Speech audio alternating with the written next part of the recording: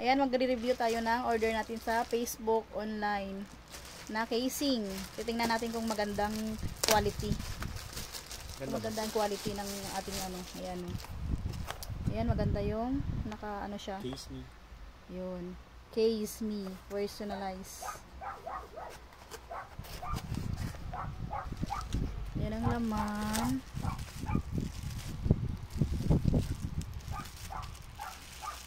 Yan, bubuksan natin.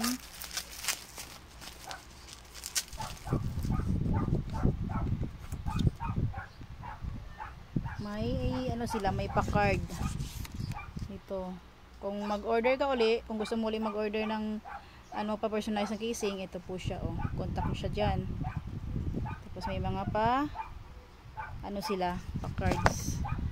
Ayan yung yan, anime character. Ano naman siya, parang rubberized. Matiyam asulit naman sa halagang 900. 100 for 13 yung dalawang casing. Ayan po.